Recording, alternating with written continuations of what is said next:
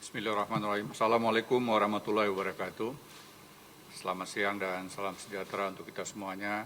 Yang saya hormati Bapak Menko Perekonomian, Bapak Menteri Kesehatan, dan kawan-kawan wartawan sekalian. Kami juga melanjutkan mohon maaf lahir dan batin bagi umat Islam yang merayakannya.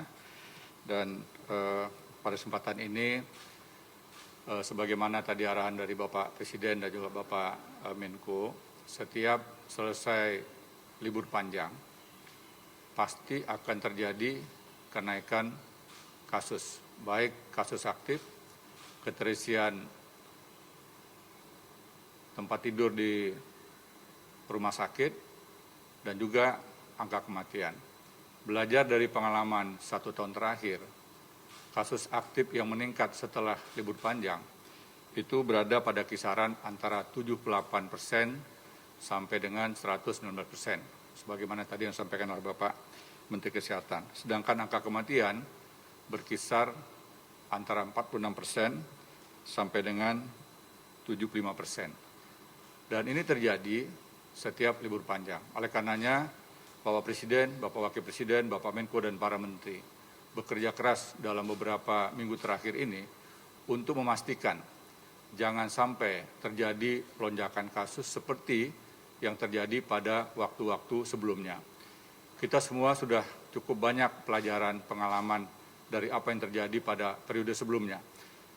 Oleh karenanya, Bapak Ibu sekalian, yang perlu kita perhatikan sekarang adalah bagaimana agar kasus ini tidak melonjak. Salah satu faktor utamanya adalah melakukan program karantina secara mandiri bagi mereka yang kembali dari bepergian. Tadi Bapak Presiden memberikan apresiasi kepada program PPKM Mikro, di mana Posko telah berperan untuk bisa menghimbau kepada masyarakat yang bepergian melakukan karantina mandiri. Ini penting sekali. Termasuk juga himbauan kami kepada seluruh pimpinan, seluruh komunitas untuk mengingatkan mereka yang kembali dari daerah-daerah yang zona merah dan zona orange, mohon berkenan untuk melakukan karantina mandiri di kediaman. Semua ini dilakukan agar penularan kasus ini bisa kita kendalikan dengan lebih baik lagi dibandingkan tahun yang lalu. Kemudian yang kedua, yang perlu kita cermati adalah Pulau Sumatera dalam posisi hampir semuanya berada pada zona orange dan merah yang relatif meningkat selama 1 bulan terakhir ini. Dan kita berharap bahwa kesadaran kolektif dari seluruh komponen masyarakat untuk bisa mengontrol diri masing-masing. Karena yang tahu adalah Bapak Ibu sendiri. Jangan sampai kita menyesal di kemudian hari kalau kita tidak bisa melakukan kontrol.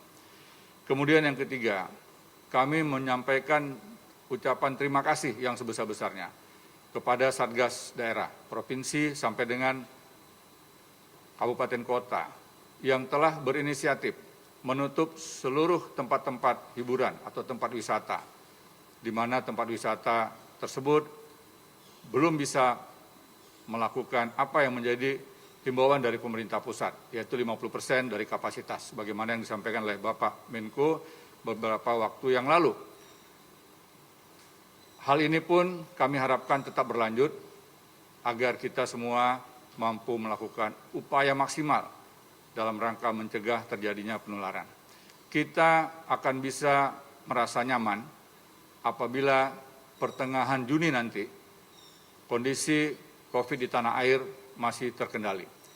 Sebagaimana yang tadi disampaikan Bapak Menko juga, barometernya antara lain adalah Rumah Sakit Darurat Wisma Atlet di Kemayoran, di mana pada saat ini keterisian tempat tidur adalah 16,22%. Ini adalah rekor terendah pasien yang dirawat di Rumah Sakit Darurat Wisma Atlet.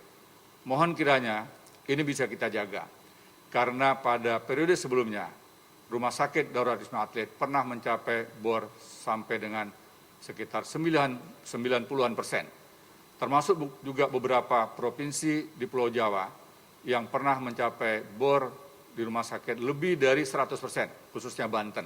Dan hari ini semuanya sudah dalam kondisi yang relatif terkendali, sangat terkendali.